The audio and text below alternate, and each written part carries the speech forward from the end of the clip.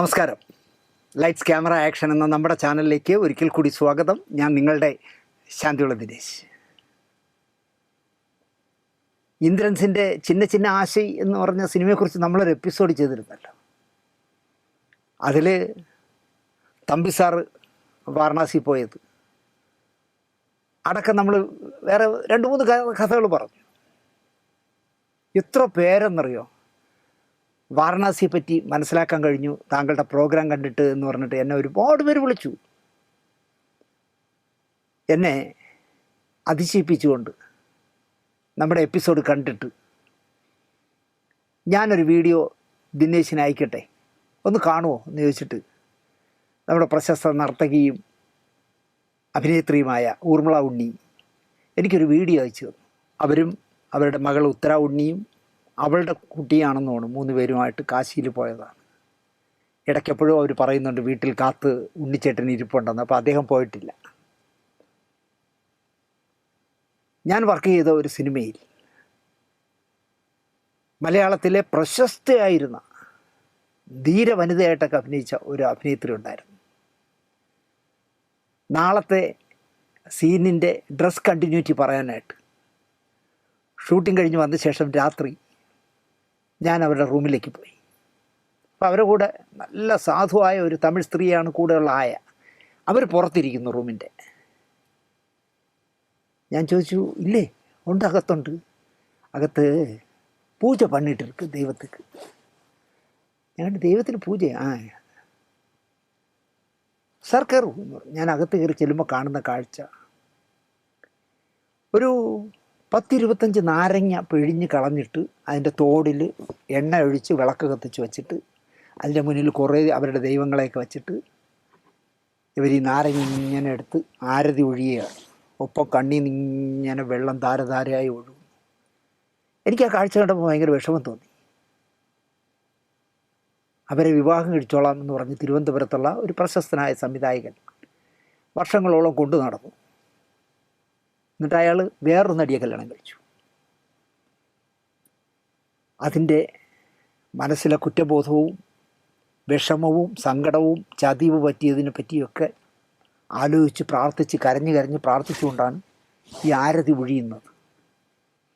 എന്നെ പെട്ടെന്ന് കണ്ടപ്പോൾ അവർ കണ്ണൊക്കെ തുടച്ച് എന്നെ സാർ ഞാൻ കാര്യങ്ങളൊക്കെ പറഞ്ഞു. പെട്ടെന്ന് ഞാൻ പുറത്തിറങ്ങിയിട്ട് ഞാൻ ആയയോട് ചോദിച്ചു, ഇതെന്നും ചെയ്യുമോ ഇങ്ങനെ? എന്നിട്ട് ഇല്ല സാർ, 3 ദിവസം, ആഴ്ചയിൽ 3 ദിവസം. സാർ, ഉങ്ങളെ നാട്ടിലെ ഒരു ദേവടിയാ പൈലില്ല? ഞങ്ങളുടെ അതാര്? ഒരു സംവിധായകൻ പേര് പറഞ്ഞു. അവൻ നാശമായി പോവും സാർ. അവനിപ്പോൾ പ്രശ്നങ്ങളൊന്നും കാണില്ലായിരിക്കും, പക്ഷെ അവൻ നാശമായി പോവും. അത്രയ്ക്ക് എൻ്റെ അമ്മാവ് വേദനിപ്പിച്ചു എന്നൊക്കെ പറഞ്ഞാൽ അവർ കുറേ തെറി ഈ സംവിധായകനെ. എനിക്ക് ഊർമിള ഉണ്ണിയുടെ ആ വീഡിയോ കണ്ടപ്പോൾ രാത്രി ഞാൻ 12-1 മണിയോ കഴിഞ്ഞിട്ടാണ് ഇന്നലെ രാത്രി ഇത് കാണുന്നത്.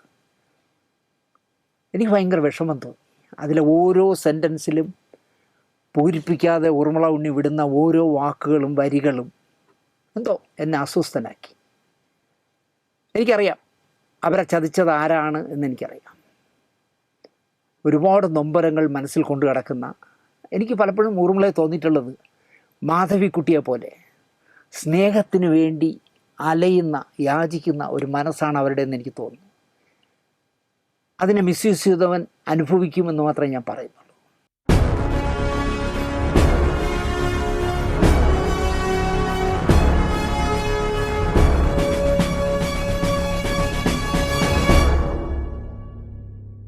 നമസ്കാരം.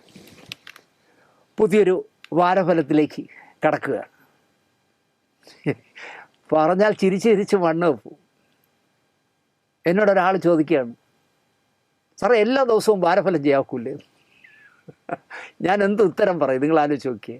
സാറേ, സാറിൻ്റെ പ്രോഗ്രാമുകളിൽ ഇപ്പോൾ സാറ് ശാന്തിയുള്ള സ്പീക്കിങ്, ഹിറ്റുകളുടെ കഥ, തിരിഞ്ഞു നോക്കുമ്പോൾ, ഓർക്കേണ്ട നാൾ എന്നൊക്കെ പറഞ്ഞ് സാർ ഒരുപാട് പറയാതെ വയ്യ ഒക്കെ ചെയ്യുന്നു. പക്ഷേ സാറേ, ഒരു 1.5 പ്രോഗ്രാമാണ് സാറേ വാരഫലം. കഴിഞ്ഞ ഒരാഴ്ച മലയാള സിനിമയിൽ എന്ത് സംഭവിച്ചു എന്നറിയാൻ ഇപ്പോൾ സാറിൻ്റെ വാരഫലം മാത്രം മതി. ദിവസവും ചെയ്യാൻ പറ്റുമോ സാറേ? ഞാൻ പറഞ്ഞ ആഴ്ചയിൽ 3 എപ്പിസോഡ് ചെയ്യാൻ പെടുന്ന പാട് എനിക്കേ അറിയാവൂ. 3 സ്റ്റോറി ചെയ്യാൻ. വാരഫലം തന്നെ ദിവസവും ചെയ്യുക എന്ന് പറഞ്ഞാൽ അതിന് പേര് പോലും വാരഫലം എന്നെങ്ങനെ ഇടും? എന്തായാലും വാരഫലം ഒരുപാട് പേർക്ക് ഇഷ്ടപ്പെടുന്നു എന്നറിയുമ്പോൾ എനിക്കൊരുപാട് സന്തോഷമുണ്ട്. ആരും ഒന്നും പറഞ്ഞില്ല എന്ന് പരാതി പറയരുത്, ആരും ഒന്നും അറിഞ്ഞില്ല എന്നും പരാതി പറയരുത്. അമ്മയിൽ നിന്നും പ്രസിഡൻറ്റിൻ്റെ പിന്തുണ ഉണ്ടല്ലോ എന്ന് വിചാരിച്ചിട്ട് പ്രസിഡൻറ്റിന് പിന്തുണ പ്രഖ്യാപിച്ചുകൊണ്ട് രാജിവെച്ച് പോയ ഒരു ധീര വനിതയുണ്ടല്ലോ. ധീര വനിതയുടെ കഥകൾ പറഞ്ഞാൽ അവർ നിർമ്മാതാവായി പൊന്നാനിക്കാരൻ, ഒരു തൊപ്പി വയ്ക്കാത്ത കാക്ക സംവിധാനം ചെയ്യുന്ന ഒരു സിനിമയ്ക്കായി പൊന്നാനിയിൽ കാസ്റ്റിംഗ് കോൾ വിളിച്ച് ഭയങ്കര ടെസ്റ്റിംഗ് നടക്കുന്നു. എനിക്കതിൻ്റെ ഒരു വീഡിയോയും കുറേ വിവരങ്ങളും ചിത്രങ്ങളും ഒക്കെ ആയിട്ട് ഒരാൾ അയച്ചു. തൊഴിലില്ലായ്മയുള്ള നാടായതിനാൽ ഒന്നിലും രക്ഷപ്പെടാത്തവർ അവസാന കച്ചി തുരുമ്പായി കാണുന്നത് ഇപ്പോൾ സിനിമയാണ്. അവൻ ഒന്നിലും രക്ഷപ്പെട്ടില്ല സാറേ. എന്നാൽ പിന്നെ അവനെ സംവിധാനം പഠിപ്പിക്കാമെന്ന് വിചാരിച്ചെന്ന് ഒരാൾ എന്നോട് പറഞ്ഞതാണ്. അങ്ങനെ തരികിട കളിക്കുന്നവർക്ക് എല്ലാം അറിയാം. സർക്കാരിൻ്റെ റെസ്റ്റ് ഹൗസ് വാടകയ്ക്കെടുത്താൽ പറ്റിപ്പിൻ്റെ വിശ്വാസ്യത നേടാമല്ലോ. 1000 പേർ പൊന്നാനിയിൽ മാത്രം ഓഡീഷന് വേണ്ടി അപേക്ഷിച്ചത്രേ. അതിൽ 400 പേരെ വരുത്തിയാണ് മാമാങ്കം നടത്തുന്നതെന്ന് നിർമ്മാതാവായ ധീര വനിത തന്നെ വീഡിയോയിൽ പറയുന്നുണ്ട്. ആലോചിച്ച് നോക്കൂ, 1000 പേര്, ഒരു പൊന്നാനിയിൽ നിന്ന് മാത്രം 1000 പേര് അപേക്ഷിക്കണമെങ്കിൽ ഈ പടം നിർമ്മിക്കുന്നത് ഗുഡ് നൈറ്റ് മോഹനോ അതുപോലുള്ള ഏതെങ്കിലും ഒരു വലിയ നിർമ്മാതാവും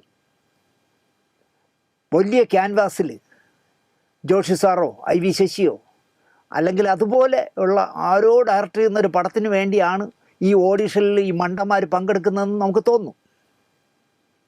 ഇന്ത്യൻ സ്വാതന്ത്ര്യ സമരകഥയാണോ അല്ലെങ്കിൽ മഹാഭാരതത്തിനെ സിനിമയൊക്കെയാണോ എന്നറിയില്ല. കാരണം 400 പേരെ പൊന്നാനിയിൽ നിന്ന് മാത്രം വിളിച്ചാണ് ഓഡിഷൻ നടത്തിക്കൊണ്ടിരിക്കുന്നത്.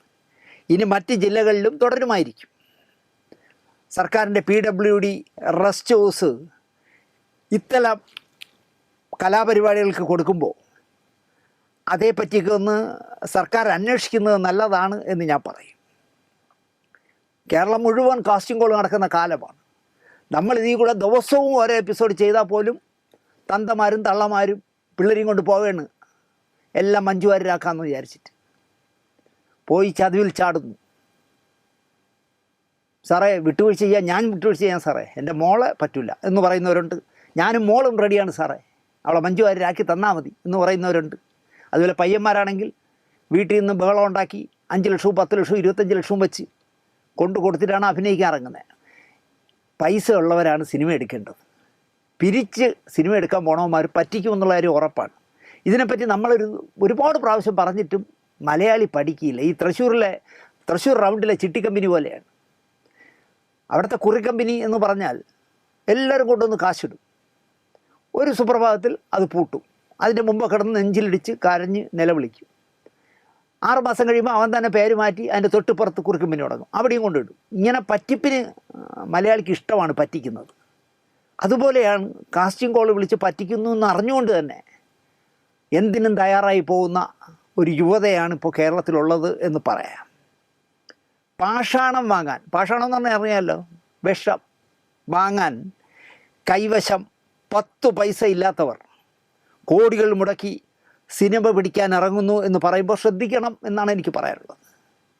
20 ലക്ഷത്തിൻ്റെ ഒരു പറ്റിപ്പ് കേസിലെ 1-ാം പ്രതിയാണ് ഈ സിനിമയുടെ മുതലാളി എന്നത് വേറൊരു കാര്യം.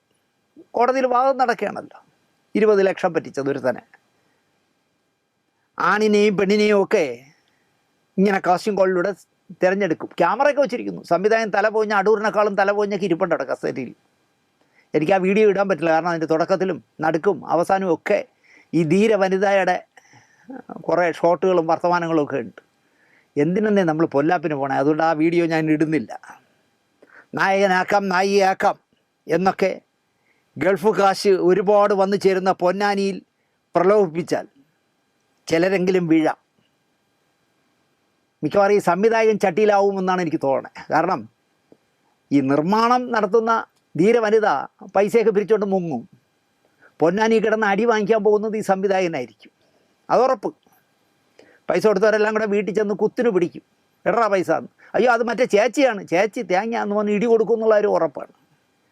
10 ലക്ഷം വച്ച് 10 പേരിൽ നിന്ന് സംഘടിപ്പിച്ചാൽ തന്നെ നിർമ്മാണത്തിന് 1 കോടിയും കൊണ്ട് മുങ്ങാം. പിന്നെ കേസ് വരുമ്പോഴല്ലേ പുല്ല്. കേസ് വന്നാൽ എനിക്ക് പുല്ലേ മാത്രം. എന്തൊരു അപാര തൊലിക്കെട്ടിയല്ലേ. 20 ലക്ഷം പറ്റിച്ചതുപോലും പത്രക്കാട്ട് പറഞ്ഞിട്ടില്ലേ. ഞാനാണ് കേസ് കൊടുത്തിരിക്കുന്നത്, ഞാൻ പറ്റിച്ചതിൻ്റെ കേസ് ഞാൻ തന്നെ കൊടുത്തെന്നാണ് പറയുന്നത്. അപ്പോൾ ഈ 10 ലക്ഷവും 25 ലക്ഷമൊക്കെ കൊണ്ട് കൊടുത്തിട്ട് നായകനാവാം നായികയാവാന്നൊക്കെ പറഞ്ഞ് ചെന്നാൽ പറ്റിച്ച നിങ്ങൾ കേസ് കൊടുത്താൽ പുല്ലേ മാത്രം എന്നവർ വിചാരിക്കും. അപാര തൊലിക്കെട്ടിയുള്ള നിർമ്മാതാവാണ്. നിർമ്മാതാവല്ല, നിർമ്മാണമാണ്. നായികയായൊക്കെ ഈ വാർഡിലെ പിള്ളേരെയൊക്കെ സെലക്ട് ചെയ്യാൻ സാധ്യതയുണ്ട്. അതിന് പോകുന്ന പെൺകുട്ടികളുടെ തന്തമാരും തള്ളമാരും സൂക്ഷിച്ചോ എന്ന് മാത്രമേ ഞാൻ പറയുന്നുള്ളൂ. ഗൾഫ് വിസിറ്റിങ്ങിനൊക്കെ കൊണ്ടുപോകാൻ ചിലപ്പോൾ മോളെ, അവിടെ മോളുടെ ഭാവി തീർന്നു എന്ന് ഉറപ്പിച്ചോ. ഗൾഫിൽ കൊണ്ടുപോകണം എന്തിനെന്ന് ഞാൻ പറഞ്ഞു തരണ്ടല്ലോ. രഹസ്യ അന്വേഷണ വിഭാഗം എന്ന് പറഞ്ഞ് പോലീസിലൊരു സെക്ഷനുണ്ട് എല്ലാ ജില്ലയിലും. ഇതൊന്നും അവരറിയുന്നില്ലേ എന്നാണ് നമ്മുടെ തൂഫാൻ മന്ത്രിയോട് എനിക്ക് ചോദിക്കാനുള്ളത്. രമേശ് ചെന്നിത്തലയുടെ പോലീസ് ഇതൊന്നും അറിയുന്നില്ലേ? ഒരു തട്ടിപ്പുകാരി സിനിമ എടുക്കാനായിട്ട് പൊന്നാനി ചെന്ന്, പൊന്നാനിയിൽ പണ്ട് തൊപ്പിയിടാനാണ് പോയിക്കൊണ്ടിരുന്നത്. ഇപ്പം കാസ്റ്റിംഗ് കൗച്ച്, കാസ്റ്റിംഗ് കോൾ എന്നൊക്കെ പറഞ്ഞ് ഒരു ഉണക്ക ക്യാമറ, വർക്ക് ചെയ്യാത്ത 2 ക്യാമറയും വെച്ച് പറയൂ ആക്ഷൻ. അച്ഛൻ ചത്ത് കിടക്കുന്നു, അമ്മ കരഞ്ഞുകൊണ്ടിരിക്കുന്നു, മകൻ വരുന്നു, മുഖത്തുനിന്ന് വരും നോക്കട്ടെ. ഓ എന്താ പ്രകടനം! ദുൽഖറിന് പോലും ഇങ്ങനെ ചെയ്യാൻ പറ്റില്ലല്ലോ. ഫേക്സ്. മോള് വരൂ, അമ്മ പെറ്റി കിടക്കുന്നു, കുഞ്ഞു മരിച്ചുപോയി, ഒന്ന് ആക്ഷൻ കാണിക്കൂ. ഓ മഞ്ജു വാര്യറിൻ്റെ 7 അയലത്ത് വരില്ല. ഫേക്സ്. ഇതാണ് കാസ്റ്റിംഗ്, എന്താ പറയുക, സെലക്ഷൻ. ഇതിൻ്റെ ഇന്നൊക്കെ പോക്ക് കേസുകളാണെന്നേ. പൈസയും പോവും, മാനവും പോവും. വേണമെങ്കിൽ സൂക്ഷിച്ചോ പൊന്നാനിക്കാര എന്ന് മാത്രമേ ഞാൻ പറയുന്നുള്ളൂ. കിട്ടാത്ത മുന്തിരിങ്ങ പുളിക്കും എന്ന് പണ്ടൊരു കുരങ്ങച്ചാർ പറഞ്ഞിട്ടുണ്ട്. ഈ പഴഞ്ചൊല്ല് കേൾക്കുമ്പോഴൊക്കെ എനിക്ക് ബഹുമാന്യനായ സംവിധായകൻ അടൂർ ഗോപാലകൃഷ്ണ സാറിന് ഓർമ്മ വരും. അടൂരിൻ്റെ സിനിമയിലൊന്ന് മുഖം കാണിക്കണം എന്നാഗ്രഹിക്കാത്ത അഭിനേതാക്കൾ മലയാള സിനിമയിലുണ്ടാവില്ല. അടൂർ വിളിച്ചാൽ ഓടിച്ചെല്ലും ആരായാലും. അതെന്താന്ന് വെച്ചാൽ അതങ്ങനെയാണെന്നേ പറയാനാവും. ലോകം ശ്രദ്ധിക്കുന്ന സംവിധായകനല്ലേ. അടൂരിൻ്റെ പ്രിയപ്പെട്ട നായക നടൻ മമ്മൂട്ടിയാണ്. 4 സിനിമകളിൽ മമ്മൂട്ടി അഭിനയിച്ചു. 4 സിനിമ എന്ന് പറയുമ്പോൾ അനന്തരം, മതിലുകൾ, വിധേയൻ, പദയാത്ര, 4 സിനിമകളിൽ അദ്ദേഹം അഭിനയിച്ചു. 4ാമത്തെ സിനിമ പദയാത്ര മമ്മൂട്ടി കമ്പനി തന്നെ നിർമ്മിക്കുകയും ചെയ്തു. എന്നാൽ ഒരു സിനിമയിലും മോഹൻലാൽ ക്ഷണിക്കപ്പെട്ടിട്ടില്ല. മമ്മൂട്ടിയെപ്പോലെ സിനിമ എടുക്കാൻ അറിയാം എന്ന് അദ്ദേഹത്തിന് ബോധ്യമാവുന്ന മിടുക്കന്മാരെ വിളിച്ച് നമ്മളിവിടെ ഉണ്ട് കേട്ടാ കടയും തുറന്നു വെച്ച് എന്ന് പറയുന്നൊരു ശീലം മോഹൻലാലിന് ഇല്ലല്ലോ. അങ്ങനെ പറയാഞ്ഞിട്ടാവും വിളിക്കാത്തത് എന്നാണ് ഞാൻ കരുതിയത്. അപ്പോൾ മോഹൻലാലിനോടുള്ള അമർഷം അടൂർ തന്നെ ഇടയ്ക്കിടെ പുറത്തു വിടുമല്ലോ. എൻ്റെ സിനിമകൾക്ക് പറ്റിയ മുഖമല്ല മോഹൻലാലിൻ്റേത്, നല്ലവനായ ഗുണ്ടയുടെ മുഖമാണ് മോഹൻലാലിൻ്റേതെന്ന് തുറന്നു പറഞ്ഞ ആളാണ് അടൂർജി. അങ്ങനെ ഒരു മുഖമുണ്ടോ ലാലിനെന്ന് പലവട്ടം തിരിച്ചും മറിച്ചും ഞാൻ ചിന്തിച്ചിട്ടുണ്ട്. സേതുമാധവന്, കിരീടത്തിലെ സേതുമാധവന് ഗുണ്ടയുടെ മുഖമല്ല, സാഹചര്യം കൊണ്ട് അങ്ങനെ പെട്ടുപോകുന്നതാണ്. സത്യനന്ദിക്കാടിൻ്റെ ടി.പി. ബാലഗോപാലിന് ചട്ടമ്പിയുടെ മുഖമേ അല്ല, ജീവിക്കാൻ തത്രപ്പാടുള്ള ഒരു ചെറുപ്പക്കാരൻ. പ്രിയദർശൻ്റെ താളവട്ടം, വന്ദനം, ചിത്രം, മിഥുനം ഇതൊക്കെ കുറേ തവണ ഞാൻ കണ്ടിട്ടുണ്ട്. പാവം പയ്യൻ എന്നാണ് എനിക്ക് അതിലെ കഥാപാത്രങ്ങൾ കാണുമ്പോൾ തോന്നിയിട്ടുള്ളത്. ജോഷി സാറിൻ്റെ ജനുവരി ഒരു ഓർമ്മ, പ്രജ, നരൻ, ഇതൊക്കെ എല്ലാ ജോഷി സാറിൻ്റെ പടവും ഞാൻ കണ്ടിട്ടുണ്ട്. ഈ പടങ്ങളെല്ലാം കണ്ടിട്ടുണ്ട്. സാഹചര്യം ഒരു യുവാവിനെ എവിടെ കൊണ്ടെത്തിക്കുന്നു എന്നതാണ് എനിക്ക് ആ സിനിമകളിൽ കാണാനായത്. MT വാസുദേവൻ നായർ സാർ എഴുതിയ ഉയരങ്ങളിൽ സ്വന്തം കാര്യസത്യത്തിനായി എന്ത് ചെയ്യുന്ന നായകനാണ് മോഹൻലാൽ. പക്ഷേ അയാൾ ഒരിക്കലും അണ്ടർവേൾഡ് കിങ് അല്ല. MT തന്നെ മോഹൻലാലിനായി രംഗം, പഞ്ചാഗ്നി, സതയം തുടങ്ങി കുറച്ച് സിനിമകൾ എഴുതിയിട്ടുണ്ട്. ഇപ്പോൾ അവസാനം ഓളവും തീരവും വരെ. അതിലൊന്നിലും ചട്ടമ്പിയുടെ മുഖം കാണാനായിട്ടില്ല.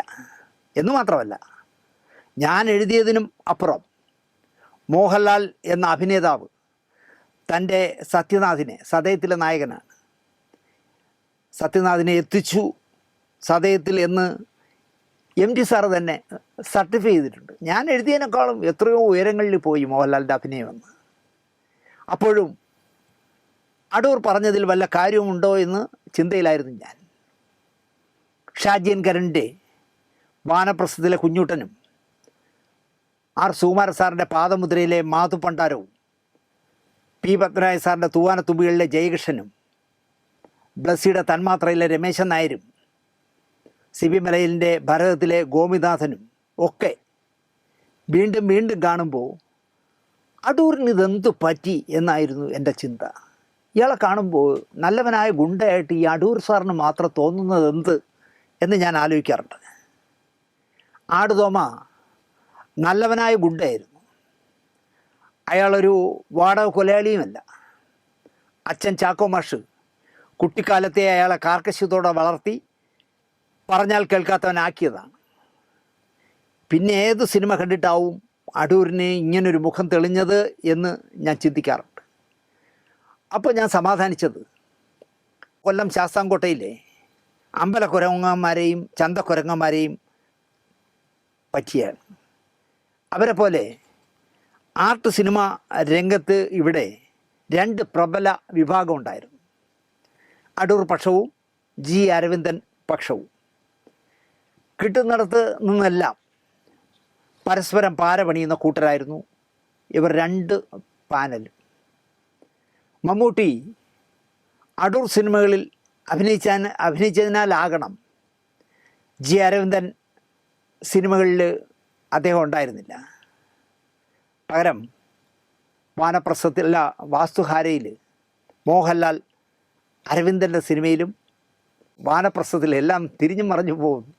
വാനപ്രസ്ഥത്തിൽ ഷാജിയോടൊപ്പവും സിനിമകളിൽ വന്നതിനാൽ അടൂരിൻ്റെ സിനിമകളിൽ കാണില്ല എന്നാണ് ഞാൻ കരുതിയത്. എന്നാൽ അതല്ല കാര്യം. അടൂർ ഒരു സിനിമയ്ക്ക് മോഹൻലാലിനെ വിളിച്ചു.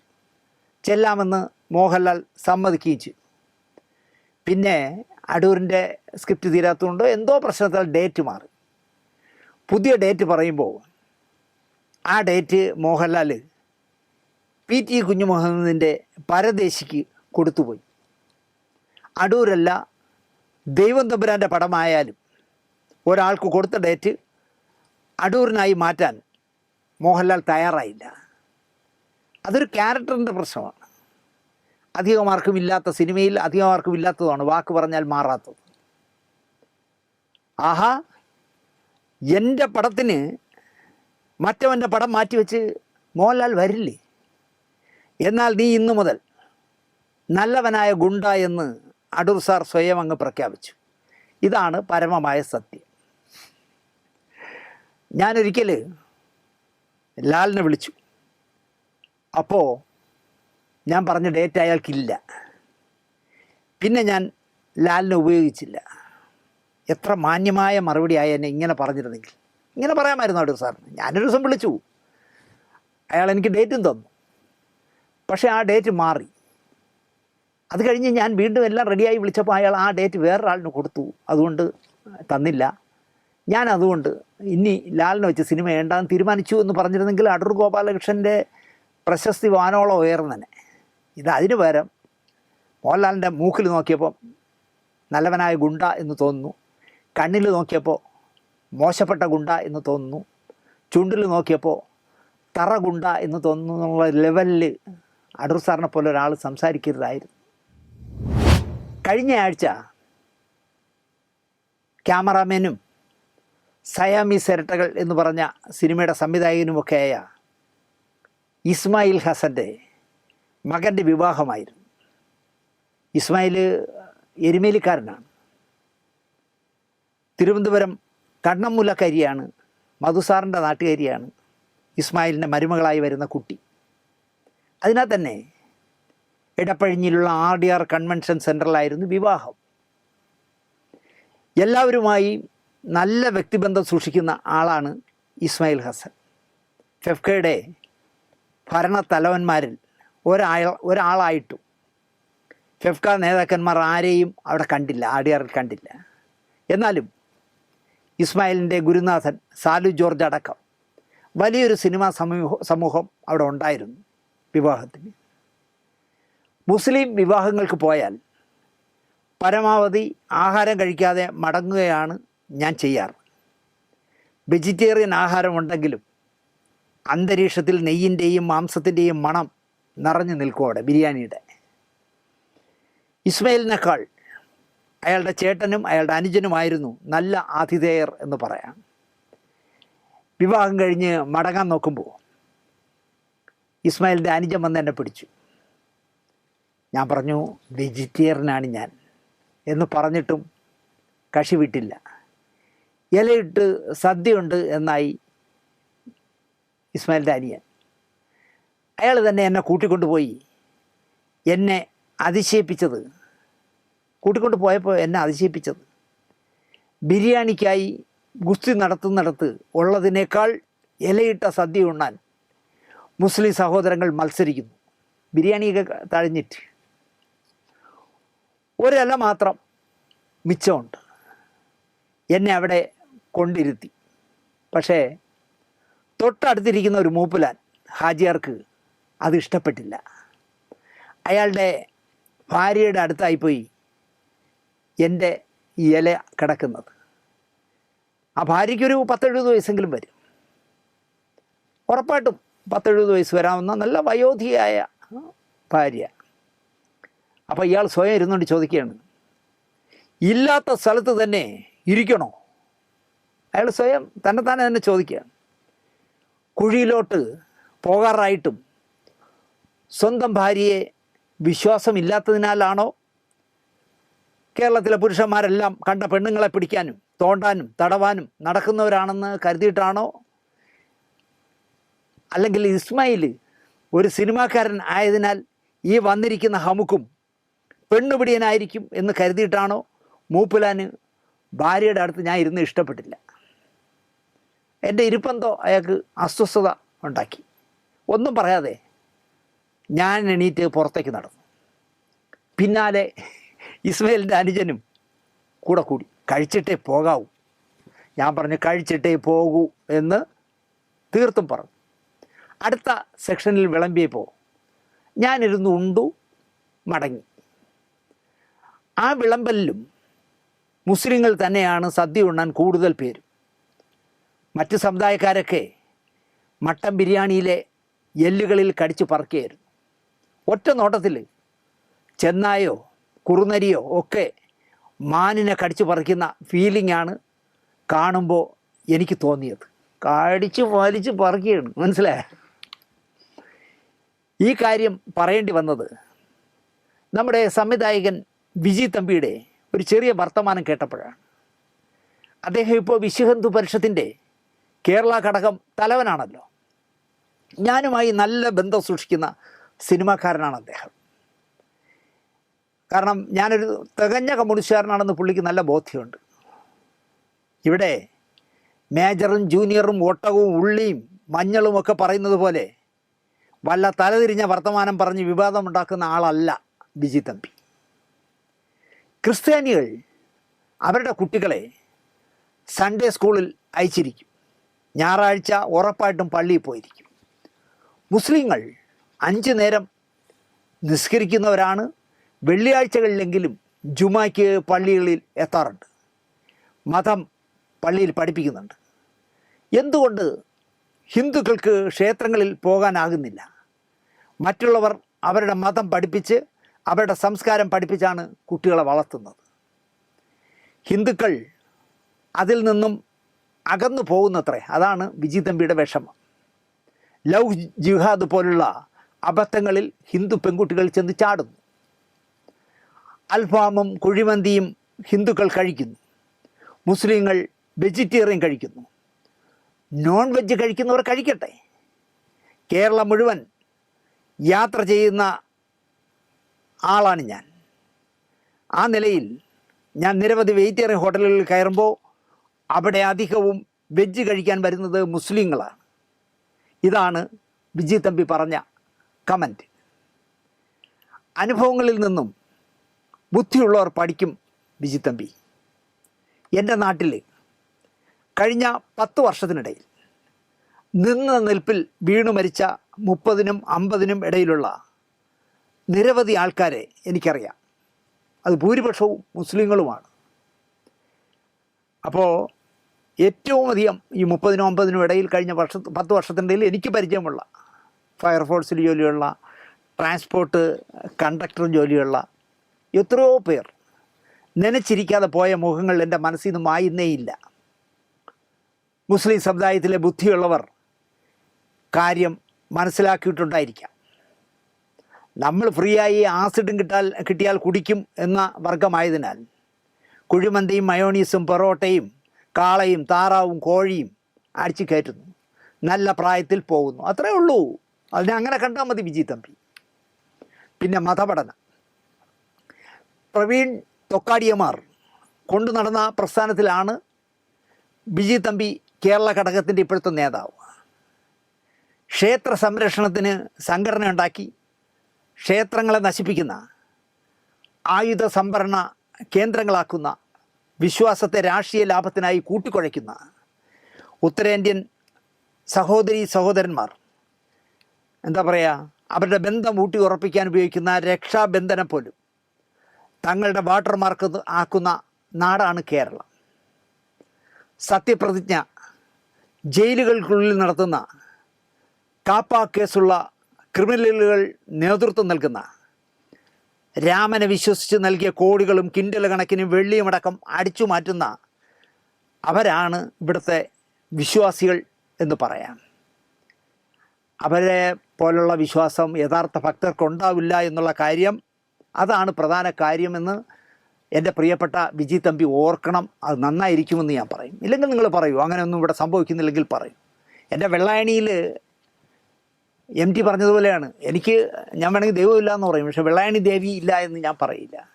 ആ വെള്ളായണി ദേവിയുടെ വിഗ്രഹത്തിന് സ്വർണം പൂശാനായിട്ട് അമ്പലത്തിൽ നിന്ന് എതിർവശത്ത് ദേവസ്വം ബോർഡിൻ്റെ ബിൽഡിങ്ങിൽ കൊണ്ടുവച്ചപ്പോൾ അവിടെ ദേവിക്ക് പ്രൊട്ടക്ഷൻ നിൽക്കാനായിട്ട് ഈ ക്ഷേത്ര സംരക്ഷണ സമിതി എന്നൊക്കെ പറഞ്ഞ കടലാസ് സംഘടനകളുണ്ടല്ലോ, അവർ കയറി കാവൽ നിൽക്കട്ടെ. ദേവിക്ക് കാവൽ വേണം. നിങ്ങൾ ആലോചിച്ച് നോക്കിയേ, ദേവിക്കും ദേവന്മാർക്കും കാവൽ നിന്നു. അവരല്ലേ നമ്മളെ പ്രൊട്ടക്റ്റ് ചെയ്യണ്ടേ? കാവൽ നിന്നിട്ട് അവസാനം പിരിച്ച കണക്ക് കൊടുത്തപ്പോൾ 68,000 രൂപയുടെ ദോശ തിന്നൊന്നു ഈ കാവൽ നിന്നവന്മാർ. 68,000 രൂപയുടെ. അവിടെ ഇപ്പോൾ ഒരു വിജിലൻസ് കേസ് നടക്കുന്നു. ഒരു BJPയുടെ വലിയ നേതാവടക്കം 28 ലക്ഷം രൂപയ്ക്ക് ദേവസ്വം സീൽ ചെയ്ത് കൊടുത്ത രസീതുകൾ കാണാനില്ല, തിരിച്ചു കൊണ്ടു കൊടുത്തിട്ടില്ല, പിരിച്ചു പുട്ടടിച്ച്. അപ്പോൾ ഇങ്ങനെയുള്ളവരാണ് വിജി തമ്പി മനസ്സിലാക്കേണ്ടത്. വിശ്വാസികളെന്ന് പറഞ്ഞ് നടക്കുന്ന കപട വിശ്വാസികളാണ് നിങ്ങളുടെ സംഘടനകളിൽ ഏറെയും ഉള്ളത് എന്ന് ഞാൻ വിശ്വസിക്കുന്നു. അത് തന്നെ ആയിരിക്കും എൻ്റെ പിള്ളേർ വീട്ടിൽ ഇരുന്ന് പഠിച്ചാൽ മതി, മതപഠനത്തിന് അങ്ങോട്ട് പോകണ്ട എന്നൊക്കെ വിചാരിക്കുന്നതെന്നാണ് എനിക്ക് തോന്നുന്നത്. അടുത്ത കഥ രസകരമാണ്. അടിയും കൊണ്ട് പുളിയും കുടിച്ചെന്ന് പറഞ്ഞ പോലെ ആവുകയാണ് കാര്യങ്ങൾ. നമ്മുടെ സതീഷ് മേനോൻ്റെ, കേരളത്തിലെ മുഖ്യമന്ത്രി സതീഷ് മേനോൻ്റെ മച്ചമ്പിയെ പോലെ നടന്ന ആളായിരുന്നു അഖിൽ മാരാർ എന്ന മഹാനായ സിനിമാക്കാരൻ. അഖിൽ കോട്ടത്തലയിൽ നിന്നും ബിഗ് ബോസ് താരമായി, പിന്നെ മാരാരായി കത്തിജ്വലിച്ച ആളാണ്. BMW 20 ലക്ഷം രൂപയുള്ള ബൈക്കിൽ കറങ്ങുന്ന, ബെൻസ് കാർ സ്വന്തമായി ഉണ്ട് എന്ന് നാഴിക്ക് 40 വട്ടം പറയുന്ന, bell helicopter, Vande Bharat train തുടങ്ങി സകല ആഡംബരങ്ങളുമായാണ് ഞാൻ ജീവിക്കുന്നത് ബിഗ് ബോസ് കഴിഞ്ഞപ്പോൾ എന്ന് പറയുന്ന ജീവിച്ചിരിക്കുന്ന മനുഷ്യനാണ് കോട്ടാത്തല മാരാർ. സരോജ് കുമാർ എന്ന് പറഞ്ഞ സിനിമയിൽ വരവ് ചെലവ് കണക്കുകൾ ജഗതിയും ശ്രീനിവാസനും കൂടെ പറയും പോലെയാണ്. ഇങ്ങനെ അടിച്ചുവിടും. ഇപ്പം തന്നെ പറയുന്നു, ഞാൻ ഇലക്ഷൻ കഴിഞ്ഞപ്പോൾ എൻ്റെ ഭാര്യയുടെ മൊത്തം സ്വർണം കൊണ്ടൊന്ന് കൊണ്ട് വിറ്റു, കിട്ടിയ വിലയ്ക്ക് വിറ്റു എന്നൊക്കെയാണ് പറഞ്ഞത്. 20 ലക്ഷം രൂപ വിലയുള്ള എൻ്റെ BMW ബൈക്ക് ഞാൻ 10 ലക്ഷം രൂപയ്ക്ക് വിറ്റു. ആദായ നികുതിക്കാർ അന്വേഷിക്കണം ഇയാൾക്ക് ഈ വരവിൽ കവിഞ്ഞ വരുമാനം എവിടെ നിന്ന്. കാരണം അംബാനി പോലും പറയാത്ത രീതിയിലൊക്കെയാണ് പുള്ളി സംസാരിക്കുന്നത്. അപ്പോൾ 140 സീറ്റുകളിൽ, നിയമസഭാ സീറ്റുകളിൽ 1400 സ്ഥാനാർത്ഥികൾ റെഡിയായി നിൽക്കുന്ന പാർട്ടിയാണ് തൻ്റെ കോൺഗ്രസ് എന്ന് എല്ലാം പഠിച്ച കോട്ടാത്തല മാരാർ പഠിച്ചില്ല. എന്തു വന്നാലും ശരി BJPയിലേക്ക് ഇല്ല എന്നതായിരുന്നു ശപഥം. വേളി വേണ്ട, സംബന്ധമാകാം എന്ന് പറഞ്ഞ കണക്ക് BJPയിൽ പോകണ്ട, പകരം BJPയുടെ കൂടെയുള്ള 2020യിൽ ചേക്കേറി. നമ്മളെ കിറ്റക്സ് സാബുവിൻ്റെ വേറെ പേരാണ് വിളിക്കേണ്ടത്, ഞാൻ കിറ്റക്സ് സാബു എന്നേ പറയുന്നുള്ളൂ. ഇവിടെ പല ചാനലുകളും വേറെ പേരുകളൊക്കെയാണ് പറയുന്നത്. അതുവഴി സുരേഷ് ഗോപിയൊക്കെ വന്ന് കൊട്ടക്കണക്കിന് ചക്ക വോട്ട് മാരാർക്ക് വാങ്ങിക്കൊടുക്കുകയും ചെയ്തു. 19 പേരെയാണ് ചക്ക പാർട്ടി സ്ഥാനാർത്ഥിയാക്കുകയും അതിൽ സിനിമാക്കാർ തന്നെ 4 പേരുണ്ടായിരുന്നു. 4 അല്ല, ശരിക്കും 6 പേരാണ് വരേണ്ടിയിരുന്നത്. വന്നതിൽ 2 പേർക്ക് വോട്ട് പോലും ഇല്ലാതായിപ്പോയി. അതുകൊണ്ടാണ് 19 ഒതുങ്ങിയത്, അല്ലെങ്കിൽ 21 ആയല്ലേ. 19 എണ്ണവും ജയിച്ച് MLA യോ മന്ത്രിയോ ഒക്കെ ആകേണ്ട മിടുമിടുക്കന്മാരും മിടുമിടുക്കുകളും ആയിരുന്നു. വിവരം കെട്ട വോട്ടർമാർ ചതിച്ച് തള്ളിയിട്ട് കളഞ്ഞു ഈ 19 എണ്ണത്തിന്. അനുഭവമാണല്ലോ ഏറ്റവും നല്ല ഗുരുനാഥൻ. സീറ്റ് തരപ്പെട്ടില്ലെങ്കിലും സതീഷ് മേനോൻ അളിയൻ്റെ കൂടെ അടിയുറച്ച് നിന്നിരുന്നെങ്കിൽ മാരാർജി ഇപ്പോൾ ആലപ്പി അഷറഫിനെ പോലെ, ജോയി മാത്യുവിനെ പോലെ ചലച്ചിത്ര അക്കാദമി, ചലച്ചിത്ര വികസന കോർപ്പറേഷൻ, സാംസ്കാരിക ക്ഷേമനിധി, ഭാരത് ഭവൻ ഇതുപോലുള്ള ഏതെങ്കിലും ഒരു സാംസ്കാരിക സ്ഥാപനത്തിൽ എവിടെയെങ്കിലും ചെയർമാനാകാനായിട്ടൊന്ന് തള്ളാമായിരുന്നു. സാധാ മെമ്പറായാലും BMW ബൈക്കിൽ നീലയിൽ കറുത്ത അക്ഷരത്തിൽ ബോർഡ് വെച്ച് കോട്ടാത്തലയിൽ വിലസാമായിരുന്നു. ഇതിപ്പോൾ കടിച്ചതും പോയി, പിടിച്ചതും പോയതുപോലെ ആയി. എന്തായാലും 6 മാസം തികച്ച് ആകുന്നതിന് മുമ്പ്, 3 മാസം പോലും തികച്ചായില്ല, അഖിൽ മാരാർ 2020യുമായുള്ള പൊക്കിൾക്കൊടി ബന്ധം പോലും ഞാൻ ഉപേക്ഷിച്ചിരിക്കുന്നു. ഭാര്യയെ കുനിച്ചു നിർത്തി ഇടിച്ചിട്ട് വീട്ടുകാർ ചർച്ച ചെയ്യും പോലെയാണ് ഇത് എന്നാണ് കോട്ടാത്തല പറയുന്നത്. തോറ്റ ശേഷം 2.5 മാസമായി വിളിച്ചാൽ പാർട്ടി നേതാവായ കിറ്റക്സ് സാബു ഫോൺ പോലും എടുക്കുന്നില്ല. കാശടിക്കാനാണോ രാഷ്ട്രീയ പാർട്ടി ഉണ്ടാക്കിയതെന്ന കാര്യത്തിനൊന്നും ഞാൻ മറുപടി പറയില്ല, മാരാർ പറയുക. അത് പുള്ളിയുടെ കാര്യം. 19 സീറ്റിൽ സ്ഥാനാർത്ഥികളെ നിർത്തിയിട്ട് BJPയുടെ കയ്യിൽ നിന്ന് 40 കോടി രൂപ സാബു വാങ്ങിയെന്ന് അയാളുടെ കൂടെ നടക്കുന്നവരും BJPക്കാരും ഒക്കെ മാരാരോട് പറഞ്ഞത്രേ. ഞാൻ ഉൾപ്പെടെയുള്ളവർ ചതിക്കപ്പെട്ടു എന്ന് ഞാൻ പറയും എന്നാണ് മാരാർ പറയുന്നത്. ഞാൻ 2020 വന്നപ്പോൾ ആളുകൾ പറഞ്ഞു, കൊള്ളാം, അഖിൽ മാരാർ ഉണ്ടല്ലേ 2020യിൽ, ആ പാർട്ടി അപ്പോൾ നന്നായി വിജയിച്ചു വരാൻ സാധ്യതയുണ്ടെന്ന് നാട്ടുകാരൊക്കെ വിചാരിച്ചു. അഖിൽ മാരാർ ഉള്ളതുകൊണ്ട്. വോട്ടർ പട്ടികയിൽ പേരില്ലാത്തവർ, ഇന്നേ വരെ രാഷ്ട്രീയം പറയാത്തവർ, ഒരു അഭിപ്രായം നടത്താൻ കഴിയാത്തവർ, അങ്ങനെയുള്ള ഒരു മതി, എവിടുന്നെങ്കിലും ആരെയെങ്കിലും ഒക്കെ കൊണ്ടുവന്ന് മത്സരിപ്പിച്ചാൽ മതി എന്ന് കിറ്റക്സ് സാബു വിചാരിച്ചത്രേ. BJPയിൽ നിന്ന് ഫണ്ട് വാങ്ങുക എന്നത് മാത്രമായിരുന്നു അദ്ദേഹത്തിൻ്റെ ലക്ഷ്യം. ഇനി അടുത്ത തെരഞ്ഞെടുപ്പിൽ നോക്കിയാൽ മതിയല്ലോ എന്നാണ് സാബുവിൻ്റെ ചിന്ത എന്നാണ് കോട്ടാത്തല മാരാർ പറയുന്നത്. പ്രൗഢിയുള്ള ജാതിയൊന്നുമല്ല കേട്ടോ ഈ മാരാർ, ഞാൻ പറയുന്നതല്ല, മാരാർ തന്നെ പറയുക. പ്രൗഢിയുള്ള ജാതിയൊന്നുമല്ല. എൻ്റെ അമ്മയാണ് മാരാത്തി, അച്ഛൻ നായരാ, കരുണാകരൻ മാരാരല്ലേ, കെ മുരളീധരൻ മാരാരല്ലേ. ഇവരെല്ലാം പോയി NSS ചേർന്നതോടുകൂടി മാരാന്മാർ തീർന്നേ. BJPയെ താഴെ ഇറക്കാൻ നടത്തുന്ന സമരമാണ് ഡൽഹിയിൽ CJP നടത്തുന്നതെങ്കിൽ അത് BJPക്ക് ഗുണകരമാവും എന്നും മാരാർ പറയുന്നു. പണ്ടൊരു കേന്ദ്ര സഹമന്ത്രി പറഞ്ഞിരുന്നൂടെ, വിദേശത്ത് ബാരലിന് എണ്ണയുടെ വില താഴും തോറും അതിൻ്റെ അനുപാതം അനുസരിച്ച് ഒരു വില കൂടും ഇന്ത്യയിൽ എന്ന് പറഞ്ഞതുപോലെ BJPക്കെതിരെ CJP പാറ്റ പാർട്ടി സമരം നടത്തിയാൽ BJP വളരുമെന്നാണ് കോട്ടാത്തല കണ്ടുപിടിച്ചിരിക്കുന്നത്. എല്ലാ സമരങ്ങളും BJP കരുത്തുള്ളതാക്കും എന്നാണ് അദ്ദേഹം പറയുന്നത്. സിസ്റ്റത്തെ പരിഷ്കരിക്കാൻ മാത്രമേ ഈ സമരം കൊണ്ട് കാണാൻ പറ്റൂ. അല്ലാതെ ധർമ്മേന്ദ്ര പ്രധാൻ രാജിവെക്കണം എന്ന് പറയുന്നതിനോട് എനിക്ക് യോജിപ്പില്ല എന്നും മാരാർജി പറയുന്നു. അപ്പോൾ 2020 നിന്നും BJPയിലേക്കാകാം മാരാർജിയുടെ യാത്ര. അവർക്കും ഒരു മാരാരെ വേണം. കാരണം പണ്ടൊരു മാരാർജി ഉണ്ടായിരുന്നു. ആ കുറവ് നികത്താനായിട്ട് കോട്ടാത്തല മാരാർജി BJPയിലേക്ക് പോകാനാണ് സാധ്യത. ഒരാൾ പോയാൽ 100 പേർ വരും. ഇത് ദൈവത്തിൻ്റെ പാർട്ടിയാണ് എന്നാണ് കിഴക്കമ്പലം മുതലാളി പറയുന്നത്. ഇതിലേക്ക് വരുന്ന ആരും സ്ഥാനമാനങ്ങൾ ആഗ്രഹിച്ച് വരാൻ പാടില്ല എന്നും അതെല്ലാം മുതലാളിക്ക് മാത്രം സ്വന്തമെന്നും അദ്ദേഹം തന്നെ പറയുന്നു. അധികാരം ഉദ്ദേശിച്ച് ഒരാളും ഇതിലേക്ക് വരാൻ പാടില്ല. മറ്റ് രാഷ്ട്രീയ പാർട്ടികളെപ്പോലെ വലിയ സാമ്പത്തിക നേട്ടമുണ്ടാക്കാമെന്ന് വിചാരിച്ച് വരുന്നവരുണ്ട്. നേട്ടം ഞാൻ മാത്രമേ ഉണ്ടാക്കൂ എന്നാണ് ആരാര് പറയുന്നത്. അവർക്ക് പാർട്ടിയെയോ നാടിൻ്റെ വളർച്ചയോ വേണ്ട. അവർക്ക് വേണ്ടത് രസീത് കുറ്റിയാണ്. അത് ഈ പാർട്ടിയിൽ നടക്കില്ല. ചിലർ ഇതൊക്കെ ആഗ്രഹിച്ച് വരും. മാരാർക്കിട്ടൊരു കുത്തുക നടക്കില്ല എന്നാവുമ്പോൾ തിരിച്ചു പോകും. അത്രേ ഉള്ളൂ എന്ന് കിഴക്കമ്പലം മുതലാളി അടിച്ചു പറയുന്നു. കൊട്ടാരക്കരയിൽ ഐഷ പോറ്റിയെ വിജയിപ്പിക്കുക എന്നതായിരുന്നില്ല UDFൻ്റെ ലക്ഷ്യം. പിന്നെയോ ഞാൻ വരുന്നത് തടയണം, ഞാൻ MLA ആകുന്നത് തടയണം. അത് മാത്രമേ UDFനുണ്ടായിരുന്നുള്ളൂ. കാരണം അവരെ കൂടെ നടന്നതല്ലേ. അപ്പോൾ ഞാൻ കരുതി സ്വതന്ത്രനായി മത്സരിക്കാമെന്ന്.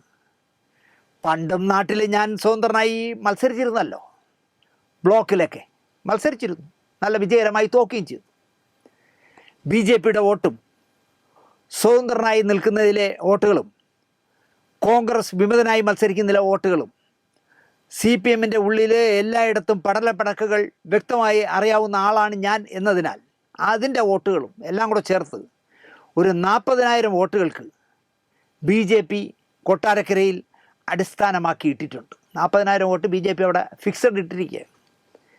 നിയമസഭയിലാവുമ്പോൾ ഒരു 20,000 22,000 കിട്ടും. 40-ൽ ഫിക്സഡാണ്, പക്ഷേ ഒരു 18 കുറയും.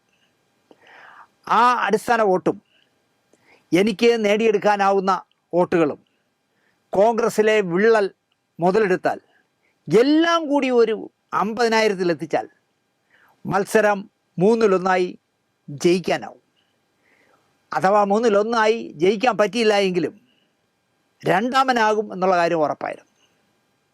ഇത് മനസ്സിലാക്കി ഞാൻ 2020-ൽ ചേർന്നു.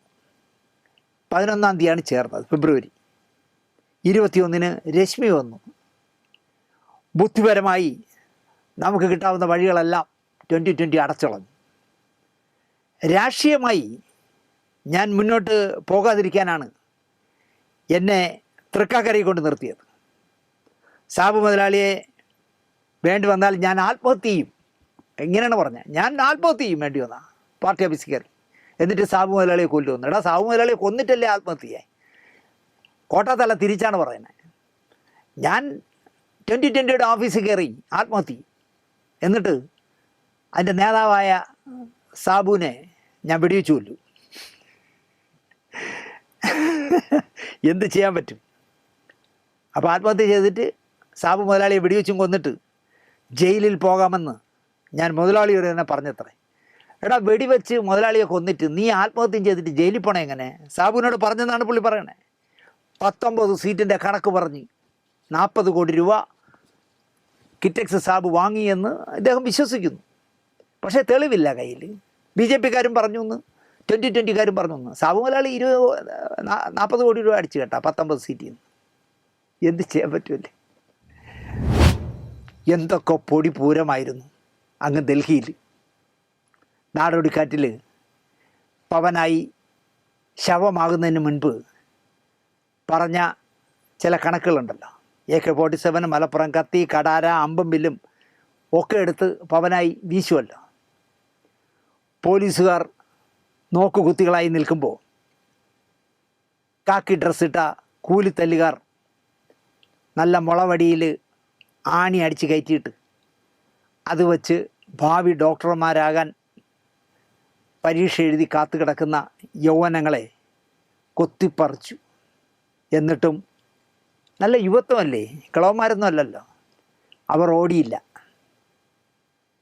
ഇവിടെ ഒരു വലിയ തത്വചിന്തകനുണ്ട്, എല്ലാവർക്കും അറിയാമായിരിക്കും, ശ്വാസം എടുക്കാൻ ബുദ്ധിമുട്ടുന്ന TJ മോഹൻദാസ്.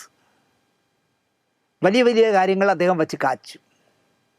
ഈ സമരത്തിനെ ഒതുക്കാൻ അദ്ദേഹം പറഞ്ഞത്, ഞാനായിരുന്നു ഇന്ത്യയുടെ പ്രധാനമന്ത്രിയെങ്കിൽ, ഇന്ത്യയുടെ ഒരു അവസ്ഥ ആലോചിച്ച് നോക്കിയേ, ഞാനായിരുന്നു പ്രധാനമന്ത്രിയെങ്കിൽ മിനിറ്റുകൾക്കകം വെടിവെച്ചിട്ട് വണ്ടി കൊണ്ടുവന്ന് ശവങ്ങൾ എടുത്തു മാറ്റി പ്രശ്നം പരിഹരിക്കുമായിരുന്നു അത്രേ. അതിനുമുമ്പ് ഇയാളെ ആളുകൾ തല്ലുകൊല്ലുമല്ലോ അവിടെ. പിന്നെ സമരക്കാരായ പെൺപിള്ളേർ ഇടുന്ന ഡ്രസ്സുകളെ പറ്റിയായി. പിന്നെ അവർക്ക് ഈ പീഡനമൊക്കെ ഒരു രസമാണെന്നാണ് ഇദ്ദേഹം പറയുന്നത്. ഇയാൾക്ക് മക്കളില്ല എന്നാണ് ഞാൻ ആലോചിക്കുന്നത്. പെൺമക്കളുണ്ടോ എന്തോ? പെൺമക്കളുള്ള ഒരു തന്തയാണെങ്കിൽ ഇങ്ങനെ വിവരക്കേട് പറയില്ല. എന്ത് ചെയ്യാൻ പറ്റുമല്ലേ? പോലീസ് കേസെടുത്തിട്ടുണ്ട്. ഒന്നുമില്ലെങ്കിലും നാക്കി നരയ്ക്കും പോലെ നരച്ചില്ലേ എന്നുള്ളൊരു ബോധമെങ്കിലും ഇയാൾക്ക് വേണ്ടേ? ബൗദ്ധികനാണ്. അത് BJPയുടെ ആണോ RSSൻ്റെ ആണോ വിശ്വഹിന്ദു പരിഷത്തിൻ്റെ ആണോ എന്ന് എനിക്കറിയില്ല. അദ്ദേഹം ബൗദ്ധികനാണ്. ഇപ്പോഴിതാ ഈ ബോറിനെ പറ്റി അല്ലെങ്കിൽ ഈ മൂപ്പിലാനെ പറ്റി ഞങ്ങളുടെ ആളല്ല, ഞങ്ങളുമായിട്ട് യാതൊരു ബന്ധവുമില്ല എന്ന് RSS തന്നെ പരസ്യമായി പറഞ്ഞിരിക്കുന്നു. മൂപ്പിന്ന് സ്വയം പറയുന്നത് ഞാൻ RSS സൈദ്ധാന്തികനാണ് എന്നാണ്. വേറൊരു വിവരം കേട്ട സിനിമാക്കാരൻ പറഞ്ഞത് മലയാളി മറക്കാറായിട്ടില്ല. ഫ്രീ ആയി കിട്ടുന്ന ഫുഡിനും കള്ളിനും വേണ്ടിയാണ് സമരമുഖത്ത് ചെറുപ്പക്കാർ കിടക്കുന്നത് എന്നാണ് അയാൾ കണ്ടുപിടിച്ചത്. സ്വന്തം സ്വഭാവം വെച്ച് കണ്ടുപിടിച്ചതായിരിക്കണം. കാരണം സിനിമാക്കാരനായതുകൊണ്ട് ഓസിനാണല്ലോ ജീവിതം, അല്ലെങ്കിൽ പറ്റിച്ചാണല്ലോ ജീവിതം. അപ്പോൾ അതുകൊണ്ടായിരിക്കും. കാരണം ഇപ്പം തന്നെ കോടതി 30 ലക്ഷം രൂപ കൊടറാന്ന് പറഞ്ഞില്ലേ കഥ മോട്ടിച്ചേ. അപ്പോൾ ഇങ്ങനെയുള്ള പറ്റിപ്പുകാരനായതുകൊണ്ട് ബാക്കിയുള്ളവരെ അങ്ങനെ കാണുന്നതായിരിക്കും പുള്ളി. സ്വന്തം സ്വഭാവം വെച്ച് ഉറപ്പ്, അങ്ങനെയാണ് എനിക്ക് തോന്നി. മാത്രമല്ല മലയാള സിനിമാ രംഗത്ത് നിന്നും ഈ സമരത്തെ പിന്തുണച്ചവരൊക്കെ വേലയും കൂലിയുമില്ലാതെ വീട്ടിൽ ചൊറിയും കുത്തി ഇരിക്കുന്നവരാണെന്ന രഹസ്യവും ഈ സിനിമാക്കാരൻ കണ്ടെത്തി കഴിഞ്ഞു. ഏറ്റവും ചുരുങ്ങിയത് ഇയാൾ ആ കേന്ദ്ര ഗ്യാസ് മന്ത്രിയുടെ മോനെയെങ്കിലും തൻ്റെ കാഴ്ചപ്പാട് വിശദീകരിച്ച് കൊടുത്ത് ബോധ്യപ്പെടുത്തണമായിരുന്നു എന്നാണ് എനിക്ക് പറയാനുള്ളത്. ഗ്യാസ് മന്ത്രിയുടെ രണ്ടാമത്തെ മകൻ പറഞ്ഞു കേട്ടില്ലേ, TJ മോഹൻദാസിനെയൊക്കെ കൊന്നു കൊല വിളിച്ച പയ്യൻ. ഇൻ്റർനെറ്റ് കട്ടാക്കിയും മെട്രോ സ്റ്റേഷൻ അടച്ചിട്ടും റോഡ് മുഴുവൻ ബ്ലോക്കാക്കിയും സകല പരിപാടി തരികിടകളും നടത്തിയിട്ടും ആവാതെ പോയ സമരത്തെ പിന്തുണച്ച മലയാള സിനിമയിലുള്ള ഒരുത്തനും പണിയില്ല എന്നാണ് ഈ വലിയ മനുഷ്യൻ പറയുന്നത്.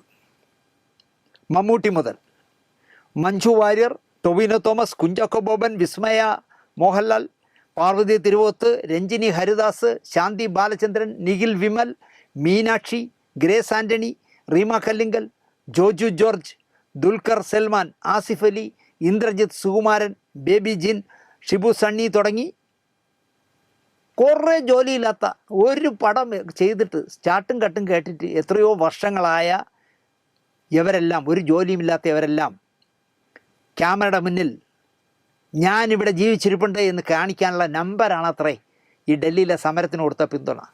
ആകപ്പാടെ ജോലിയുള്ള ഒരാളേ ഉള്ളൂ. മേജറാണോ ജൂനിയറാണോ എന്ന് വിളിക്കുന്നതിൽ എനിക്കിപ്പോൾ സംശയമുണ്ട്. കാരണം ഞാൻ മേജർ എന്ന് പറഞ്ഞപ്പോൾ എന്നെ ഒരാൾ വിളിച്ചിട്ടുണ്ട്, സാർ എന്തിനു സാറേ അയാളെ മേജർ എന്ന് വിളിക്കുന്നത്, അയാളെ സീനിയർ എന്ന് വിളിക്കുക, അല്ല ജൂനിയർ എന്ന് വിളിക്കുക, അയാൾ മേജറൊന്നുമല്ല. അതൊക്കെ നല്ല സീനിയറായ അന്തസ്സുള്ളവരുണ്ട്. അവർ പെൻഷനായി കഴിഞ്ഞാൽ അന്തസ്സായി പെൻഷനും വാങ്ങി വീട്ടിലിരിക്കും. കിട്ടുന്ന കോട്ടയിലെ കള്ളുമൊക്കെ രാത്രി വൈകുന്നേരം നന്നായിട്ട് ആസ്വദിച്ച് കഴിച്ച് മക്കളെയും ചെറുമക്കളെയൊക്കെ നോക്കി അന്തസ്സായിട്ടിരിക്കും. ഇയാളെപ്പോലെ ആളുകളെ പറ്റിച്ചല്ല സാറേ ജീവിക്കുന്നത്. അയാൾ എന്തിനാണ് സാറ് കയറി മേജറെ എന്ന് വിളിക്കുന്നത്? ആലോചിച്ചപ്പോൾ എനിക്കും തോന്നി അത് ശരിയാണ്. നിങ്ങൾ ആലോചിച്ച് നോക്കൂ. ഡൽഹിയിലെ എൻ്റെ മക്കൾ, എൻ്റെ മോനെ പോലെ എൻ്റെ മോളെ പോലെ ഡൽഹി കിടന്ന് അടി വാങ്ങുന്ന കാര്യം കണ്ടപ്പോൾ മമ്മൂട്ടി പത്മഭൂഷൺ കൊടുത്തിട്ട് പോലും അദ്ദേഹം പോലും തുറന്നു പറഞ്ഞു ഈ കാണിക്കുന്ന തെമ്മാടുത്തത്തെ. അപ്പോൾ പറയണം അവർക്കൊന്നും ജോലിയില്ല. മമ്മൂട്ടിക്കൊന്നും ഒരു പണിയുമില്ല, മഞ്ജു വാര്യർക്കും ഒരു പണിയില്ല, ടൊവിനോയ്ക്കും ഒരു പണിയില്ല. ജോജു ജോർജ് ആണെങ്കിൽ ഒരു ക്യാമറയുടെ ഫ്രണ്ടിലൊക്കെ നിന്നിട്ട് ഒരു 10 വർഷം വരും. ഇദ്ദേഹം അങ്ങനെയാണ് പറയുന്നത്. രാഷ്ട്രീയത്തിലും സിനിമയിലും തിരക്കുള്ള മേജർ സമരങ്ങൾക്കെതിരാണ്. ദേശദ്രോഹികളുമായി ഒരു തരത്തിലും സമരസപ്പെടാൻ ഞാൻ തയ്യാറല്ല എന്നാണ് അദ്ദേഹം പറയുന്നത്. ഇയാളെയും ടി ജിയെയും ഡൽഹിക്ക് വിളിപ്പിച്ചിരുന്നെങ്കിൽ മിനിറ്റുകൾക്കകം പ്രശ്നം തീർത്ത് തന്നേനെ, അല്ലെങ്കിൽ ആരെങ്കിലും തീർത്ത് തന്നേനെ. അതെങ്ങനെ? ഡൽഹിയിലിരിക്കുന്ന തടിയൻ്റെ തലയിൽ മുഴുവൻ ചാണകമല്ലേ? അല്ലെങ്കിൽ എപ്പോഴേ ഇങ്ങോട്ട് കയറിക്കൊന്ന് ടി ജി മോഹൻദാസിനോടും ഈ സീനിയറും ജൂനിയറും ഒക്കെ ആയ മേയറോടും ഒക്കെ പറഞ്ഞനെ. എനിക്ക് ചിരി വന്നത് മേജർ ഒറ്റയ്ക്കല്ല, അദ്ദേഹത്തിന് പൂർണ്ണ പിന്തുണ കൊടുത്തിരിക്കുന്ന രണ്ടുപേരും കൂടിയുണ്ട്. ഒന്ന് നമ്മളെ നടൻ കൃഷ്ണകുമാർ, പിന്നെ സന്തോഷ് പണ്ഡിറ്റ്, പിന്നെ ഒരു മുടിയൊക്കെ കുറപ്പ് ചെയ്ത് കിടക്കുന്ന ഒരു കൂതറ പെണ്ണുണ്ടല്ലോ, സിബി മല്ലനെ തള്ളക്കി വിളിച്ച ഒരു പെണ്ണ്. ഇങ്ങനെ 3 പേര് ഫസ്റ്റ് പാർട്ടികളാണ് 3. അവരും കൂടെ മേജറിൻ്റെ കൂടെ കൂടി എന്നുള്ളത് ഒരു ആശാവഹമായ കാര്യമാണ്. ഒറ്റയ്ക്ക് അയാൾ കുരുക്ഷേത്രത്തിലെ യുദ്ധം പോലെ ഒറ്റയ്ക്ക് നിർത്തിയില്ലല്ലോ. കൃഷ്ണകുമാറേ, തനിക്ക് 4 പെൺപിള്ളേരാണല്ലോ ഉള്ളത്. അതിലൊരെണ്ണം ഈ വാട്സാപ്പും യൂട്യൂബും ഒക്കെ കൊണ്ടു കിടക്കാതെ നീറ്റ് പരീക്ഷ എഴുതിയിരുന്നെങ്കിൽ നിനക്കതിൻ്റെ വേദന അറിയാമായിരുന്നു എന്ന് മാത്രം ഞാൻ കൃഷ്ണകുമാറിനോട് പറയുന്നു. പിന്നെ പണ്ഡിറ്റ്, അയാളെക്കുറിച്ചൊന്നും പറയാതിരിക്കുന്നതാണ് ഭംഗി. ചെകുത്താൻ വേദം ഓതും പോലെ എന്ന് പണ്ട് ഉമ്മുക്ക പറഞ്ഞൊരു സെൻറ്റൻസ് എനിക്ക് ഓർമ്മ വരിക. ഒരു പ്രതിസന്ധി വരുമ്പോഴാണ്, ഒരു അപകടം വരുമ്പോഴാണ് നമ്മുടെ കൂടെ ആരൊക്കെ ഉണ്ട് എന്ന് അറിയുന്നത്. പ്രത്യേകിച്ച് എൻ്റെ ഈ സമയം ജീവിതത്തിൽ ഏറ്റവും പ്രതിസന്ധി നേരിടുന്ന ഒരു സമയമാണ്. വീണെണീക്കുമ്പോൾ നമ്മുടെ വീട്ടുകാർ മാത്രമാണ് എപ്പോഴും കൂടെ ഉണ്ടാവുന്നത്. പക്ഷേ എന്നോടൊപ്പം ഈ ഇരിക്കുന്ന വീട്ടുകാരും ഉണ്ടായിരുന്നു. അതൊരു വലിയ സമാധാനമാണ് എന്നുള്ളത് എനിക്ക് മറക്കാൻ സാധിക്കില്ല. കാരണം ഒരുപാട് പേര് എന്നെ വിളിച്ച് ആശ്വസിപ്പിച്ചു. പക്രു വിളിച്ചിട്ട് എന്നോട് ചോദിച്ചത് എന്താവശ്യമുണ്ടെങ്കിലും വിളിക്കണം എന്നാണ്. ഈ പക്രു എന്ത് ചെയ്യാനാണെന്ന് എനിക്ക് മനസ്സിലാവില്ല. നീ കാണിക്കുന്ന എല്ലാ തെമ്മാടിത്തരങ്ങൾക്കും എൻ്റെ പിന്തുണയുണ്ട് കേട്ടോ, നിനക്കൊരാവശ്യം വരികയാണെങ്കിൽ നീ അപ്പം എന്നെ വിളിച്ചാൽ മതി എന്ന് പക്രു പറഞ്ഞു എന്ന് പരസ്യമായി മൈക്കിൽ കൂടെ പറയുകയാണ്. നാദിർ ഷാ ഇക്ക എനിക്ക് സ്വന്തം സഹോദരനെ പോലെ, ഷാജൂൺ, പ്രജോത് ഒക്കെ എന്നോടൊപ്പം നിന്നു. നിനക്കെന്ത് തെമ്മാടത്തിനും കാണിക്കാം, ഞങ്ങളുണ്ട് എന്ന് നാദിർ ഷയും പ്രജോതും ഷാജൂണും ഒക്കെ പിന്തുണ കൊടുത്തു എന്നാണ് പറയുന്നത്. വളഞ്ഞിട്ട് ആക്രമിക്കും എന്നറിഞ്ഞിട്ടും എനിക്ക് വേണ്ടി സപ്പോർട്ട് ചെയ്യാൻ പ്രിയങ്ക വന്നു. എന്നെ പ്രൊമോട്ട് ചെയ്യാമെന്ന് പല PR-മാരും പറഞ്ഞു. പബ്ലിക് റിലേഷൻ നടത്തി കൊടുക്കാം, വാർത്താ പ്രചരണം നടത്തി കൊടുക്കാമെന്ന് പലരും പറഞ്ഞത്രേ. നമ്മളാരും PR ചെയ്ത് വന്നവരല്ലല്ലോ. അമ്പലപ്പറമ്പിലൂടെയും പള്ളിപ്പറമ്പിലും തൊണ്ട പൊട്ടിച്ച് വന്നവരാണ് നമ്മൾ. നമുക്ക് PR വേണ്ട. ഞാനിവിടെ ഉണ്ട്, ഒറ്റയ്ക്കാണെങ്കിലും നേരിടാൻ തന്നെ ഞാൻ നിൽക്കുന്നത്. മടിയിൽ കള്ളപ്പണവുമില്ല, എന്താ പറയുക, നന്മ മാത്രമേ ഉള്ളൂ എൻ്റെ മനസ്സ് മുഴുവൻ. ഇന്ന് ഇതാ ഇവിടെ ഇരിക്കുന്ന നാൻസി ചോദിക്കുക, ഞങ്ങൾ എന്താ ചെയ്യേണ്ടതെന്ന്. തലകുത്തി മറിയാൻ പറയാത്തത് ആ ചോദ്യം മാത്രം മതി എനിക്ക്. നിങ്ങളൊന്നും ചെയ്യണ്ട. ഞാൻ കൃപാസനത്തിൻ്റെ വിശ്വാസിയാണ്. നന്മ മാത്രമേ അവസാനം വിജയിക്കൂ. അത് അണ്ടർലൈനിട്ട് പറയണം കേട്ടോ. നന്മ മാത്രമേ വിജയിക്കൂ. പേടിയാ എനിക്കിപ്പോൾ എന്തെങ്കിലും പറയാൻ. ആരുടെ കയ്യിലാണ് ക്യാമറ ഉള്ളതെന്ന് അറിയില്ലല്ലോ. ഈ ക്യാമറ ഉണ്ടെങ്കിൽ അതിൽ പകർത്തിയാൽ അകത്താവുമെങ്കിൽ പറയുന്നത് നല്ല കാര്യങ്ങളായിരിക്കില്ലല്ലോ. അപ്പോൾ പേടിക്കുന്നത് നല്ലതാണ്. പിന്നെയും എന്തൊക്കെയോ പറഞ്ഞു. ആരാന്നറിയാമല്ലോ, ഞാൻ പേര് പറയണ്ടല്ലോ. നമ്മുടെ ടിനി ടോം, മിമിക്രിക്കാരുടെ എന്തോ ഒരു സംഘടനയുണ്ട്, മാ എന്നെന്തോ പേരുള്ള, ദിലീപാണ് ഉദ്ഘാടനം ചെയ്തത്. അതിൻ്റെ ജനറൽ ബോഡിയോ മറ്റോ നടക്കുന്നിടത്താണ് ഈ സുവിശേഷ പ്രസംഗം ടിനി ടോം നടത്തിയത്. കാറും വീടും ഒക്കെ കുറച്ചു കാലം നമുക്ക് കൈവശം വയ്ക്കാം, പിന്നെ അങ്ങ് പോവും എന്നൊക്കെ നല്ല പ്രസംഗമായിരുന്നു ടിനിയുടെ. ടിനി സ്വയം വിമർശനം, സ്വയം തൻ്റെ തെറ്റുകൾ തിരിച്ചറിയൽ, കുറ്റസമ്മതം എല്ലാം മനസ്സിന് സന്തോഷം നൽകും എന്ന വിശ്വാസക്കാരനാണ് ഞാൻ. അതുകൊണ്ട് ടിനി തുറന്നു പറഞ്ഞത് നന്നായി. ടിനിയുടെ ആത്മവിശ്വാസം നല്ലതാണ്. ഒന്നുമില്ലേലും നീന കുറുപ്പിനെ ചാടിച്ച് സ്വന്തം പാളയത്തിൽ എത്തിച്ചിരിക്കുകയാണല്ലോ ഇപ്പോൾ. ഇപ്പം ടിനിയും ചക്കയും ഈച്ചയും പോലെയാണ്. അപ്പോൾ അൻസിബ കൊടുത്തിരിക്കുന്ന പരാതി കോടതിയിൽ വരുമ്പോൾ തീർച്ചയായിട്ടും സാക്ഷി കൂറുമാറും. ആര്? നീനാക്കുറുപ്പ്. അപ്പോൾ അൻസിബയുടെ പരാതി കോടതിയിൽ തോൽക്കും. ഒരു നീനാക്കുറുപ്പ് മതിയല്ലോ ആ കേസ് തോക്കാൻ. അവരാണല്ലോ ഇതെല്ലാം കേട്ടിട്ട് അൻസിബയ്ക്ക് പറഞ്ഞു കൊടുത്തത്. ഞാൻ പറഞ്ഞിട്ടില്ല എന്ന് പറഞ്ഞാൽ തീർന്നല്ലോ. പക്ഷേ താങ്കൾ പറഞ്ഞ കൃപാസനം പോലും ചിലപ്പോൾ തിരിഞ്ഞു കൊത്തും എന്ന ബോധം ടിനിക്കുണ്ടാവുന്നത് നല്ലതാണ്. ഒരു കഥ കൂടി പറഞ്ഞ് അവസാനിപ്പിക്കാം. എന്നെ ആരെങ്കിലും തള്ളയ്ക്ക് വിളിച്ചെങ്കിൽ കേസ് എടുക്കാനൊന്നും പറ്റില്ല എന്ന് പോലീസ്. എന്നാൽ കോടതി പോകാമെന്ന് കരുതിയാൽ മജിസ്ട്രേറ്റ് പറയുന്നതും ഇതൊന്നും ഇവിടെ എടുക്കാൻ പറ്റില്ല എന്നാണ്. നിന്നെ തള്ളയ്ക്ക് വിളിച്ചെങ്കിൽ നീയും വിളിച്ചോ, നിന്നെ ഇടിച്ചാൽ നീയും ഇടിക്കും, അല്ലാതെ ഇതൊന്നും ഇവിടെ എടുക്കാൻ ഒക്കില്ല എന്നാണ് പോലീസും പറയുന്നു, മജിസ്ട്രേറ്റും പറയുന്നു. ഡൽഹിയിലെ നീറ്റ് പരീക്ഷ ചോദ്യപേപ്പർ വിറ്റ് കാശടിച്ചതും പിള്ളേരുടെ തല ആണി തറച്ച വടി കൊണ്ട് അടിച്ചു പൊട്ടിക്കുന്നതും പരമോന്നത കോടതിയിൽ പറഞ്ഞപ്പോൾ പിടിപ്പത് പണിയുണ്ട്, അതുകൊണ്ട് ഇതൊന്നും അന്വേഷിക്കാൻ അല്ലെങ്കിൽ ഇതിനൊന്നും വാദം കേൾക്കാൻ പറ്റില്ല എന്നാണല്ലോ നമ്മുടെ സുപ്രീം കോടതിയും പറഞ്ഞത്. പോലീസും കോടതിയും ഇങ്ങനെയൊക്കെ പറയുന്നതിലെ ധൈര്യമായിരിക്കണം ആർക്കും ആരെയും എന്തും പറയാം എന്തും ചെയ്യാം എന്ന മനോബലം ചിലർക്ക് കിട്ടുന്നത്. അല്ലെങ്കിൽ പിന്നെ നോക്കിയേ, സ്വന്തം കാര്യമല്ലാതെ മറ്റൊരാളിൻ്റെ കാര്യത്തിൽ ഇടപെടാത്ത ആളാണ് സംവിധായകൻ സിബി മലയിൽ. അങ്ങനെയുള്ളൊരു മനുഷ്യനെ ഒരു പീക്കിറി പെണ്ണ് എന്തൊക്കെയോ വിളിച്ചു കൂവുന്നു. എടാ, പ്രായപൂർത്തിയായ സ്വന്തം കാലിൽ നിൽക്കാനായ ഒരുത്തനോ ഒരുത്തിയോ ഏതു കളർ ഡ്രസ്സോ ഏത് തരത്തിലുള്ള വേഷമോ ഇടാം ഇവിടെ. ഏത് തരം ഭക്ഷണം വേണമെങ്കിലും കഴിക്കാനും ആകണം, ഏതിലും സ്വന്തമായ അഭിപ്രായം പറയാനും ആകണം. അപ്പോഴാണ് ജനാധിപത്യത്തിൻ്റെ പരിലാളന നമുക്ക് കിട്ടുന്നത്. അത് മനസ്സിലാക്കാതെ എനിക്ക് കാവി നിറ ഇഷ്ടമാണ്, ഞാൻ കാവി ഇടുന്നതിന് എന്താ പ്രശ്നം?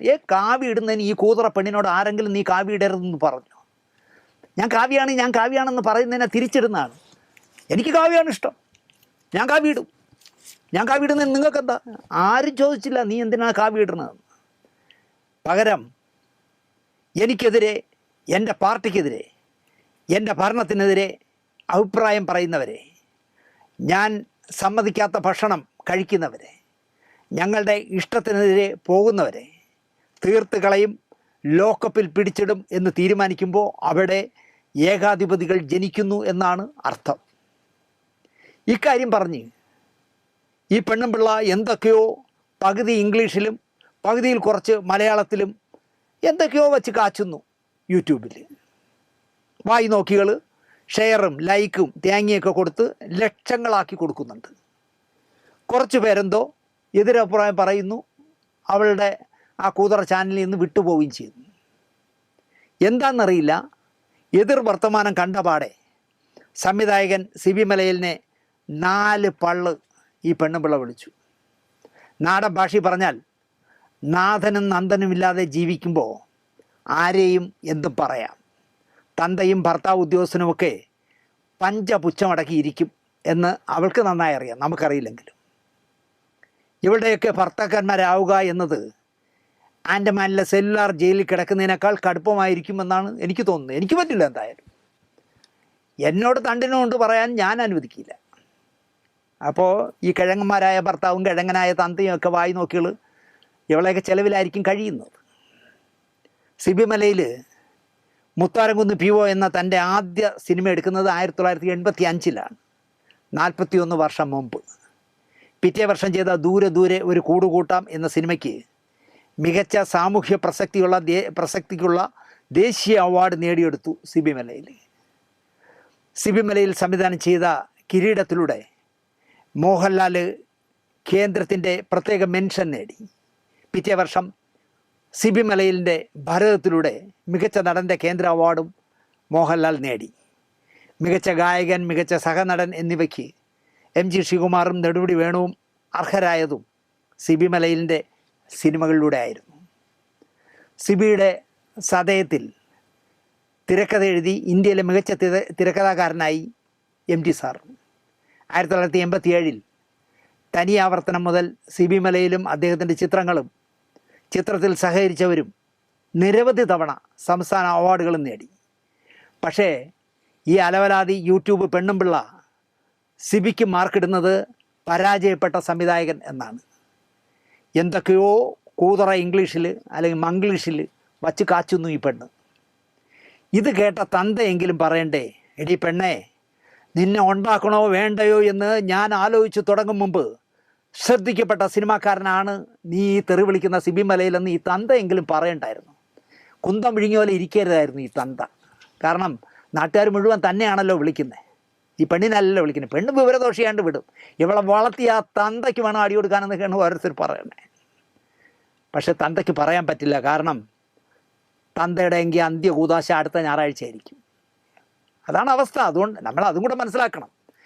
ഇവളുടെ പറ്റിലൊക്കെ ജീവിക്കുന്ന ഭർത്താവും പറ്റിലൊക്കെ ജീവിക്കുന്ന തന്തയും തള്ളയൊക്കെ ആവുമ്പോൾ ഇവൾക്ക് ഇഷ്ടപ്പെടാത്ത എന്തെങ്കിലും പറഞ്ഞാൽ അവളുടെ അന്ത്യ കൂതാശ അടുത്ത ഞായറാഴ്ച നടത്തിയിരിക്കും. എന്നെ ഇതൊന്നും അല്ല അത്ഭുതപ്പെടുത്തിയത്. ഫെഫ്ക എന്ന തൊഴിലാളി യൂണിയൻ ജന്മമെടുത്തത് മുതൽ വായില്ല കുന്നല അപ്പൻ ഇരിക്കുന്നത് പോലെ പ്രസിഡൻ്റായി ഇരിക്കുന്ന ആളാണല്ലോ സിബി മലയിൽ.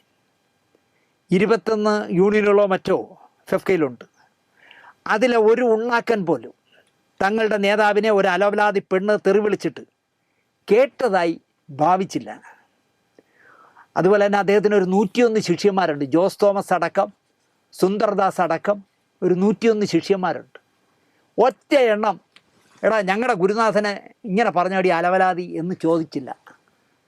കാരണം അയാൾ തള്ളയ്ക്ക് വിളിയാക്കണമെങ്കിൽ കേൾക്കട്ടെന്നേ. അതിന് നമുക്ക് അത്രയും യൂണിറ്റി ഉണ്ട് കേട്ടോ ഫെഫ്കയ്ക്ക്. കഷ്ടമായിപ്പോയി എന്നേ ഞാൻ പറയും. സിബി മലയിൽ ഒരു 100 വട്ടം ഇത് ആലോചിക്കണം. ഞാൻ ഫെഫ്ക ഉണ്ടാക്കിയ കാലം മുതൽ തൊഴിലാളി നേതാവായി അതിൻ്റെ പ്രസിഡൻ്റായിരിക്കുന്നു. ഞാൻ ചലച്ചിത്ര അക്കാദമി ചെയർമാനാകാനിരുന്നപ്പോൾ എൻ്റെ പിന്നാലെ നടന്ന ഒരു കുള്ളൻ അടുക്കള വഴി കയറി ആ പോസ്റ്റ് അടിച്ചുകൊണ്ട്, എന്നിട്ടും ഞാൻ സഹിച്ചു. ഞാൻ ഇത്രയും കാലം ഇരുന്നിട്ട് ഒരലവലാതി പെണ്ണ് എന്നെ കൂതറ പെണ്ണ് എന്നെ ഇത്രയും തെറി പറഞ്ഞിട്ട് പരാജയപ്പെട്ട സംവിധായക മറ്റവനെ മറിച്ചവനെ എന്ന് വിളിച്ചിട്ട് ഒരാൾ പോലും ഫെഫ്കയിൽ നിന്നോ, ഫെഫ്കയിൽ ഞങ്ങളുടെ 10,000 തൊഴിലാളികളുള്ള സംഘടനയാണ്, അവരിൽ ഒരാളോ എൻ്റെ 110 ശിഷ്യന്മാരിൽ ഒരാളോ പ്രതികരിച്ചില്ല എന്നുള്ളതുകൊണ്ട് മിസ്റ്റർ ഉണ്ണികൃഷ്ണൻ, ഞാനിതാ എൻ്റെ എല്ലാ കുന്തു രാജിവെച്ചിരിക്കുന്നു എന്ന് ഇറങ്ങിപ്പോയാൽ സിബി മലയിൽ നിന്ന് അന്തസ്സുണ്ടാവും. പക്ഷെ പോകാൻ സാധ്യതയില്ല. പുള്ളി ഇങ്ങനെ ഉണ്ണികൃഷ്ണൻ്റെ എർത്തായിട്ട് വായില്ല കുന്നിലപ്പനായിട്ട് ഇരിക്കും എന്നാണ് എനിക്ക് തോന്നുന്നത്. അതിൽ മാത്രമേ ഉള്ളൂ എനിക്ക് പുള്ളിയോട് അമർഷം. എന്തായാലും കഷ്ടമായിപ്പോയി. സിബി മലയിലിനെ പോലെ ഒരാളെ തോൽവി അറിഞ്ഞ അല്ലെങ്കിൽ തോറ്റ സംവിധായകൻ എന്നൊക്കെ വിളിക്കുക എന്ന് പറഞ്ഞാൽ മുക്കാലി കെട്ടിയിട്ട് അടിക്കണം എന്ന് ഞാൻ പറയും. എങ്കിലേ അവളൊക്കെ നന്നാവും. പക്ഷേ നമ്മളെ നാടല്ലേ, അതൊന്നും നടക്കില്ല. തൂഫാൻ മന്ത്രി ഇതിനൊന്നും കേസെടുക്കില്ല. എന്തായാലും വാരഫലം ഇവിടെ അവസാനിപ്പിക്കാം. ഈ ആഴ്ചത്തെ വാരഫലവും നിങ്ങൾക്ക് ഇഷ്ടപ്പെട്ടിരിക്കുമെന്ന് വിശ്വസിക്കുന്നു. നന്ദി, നമസ്കാരം.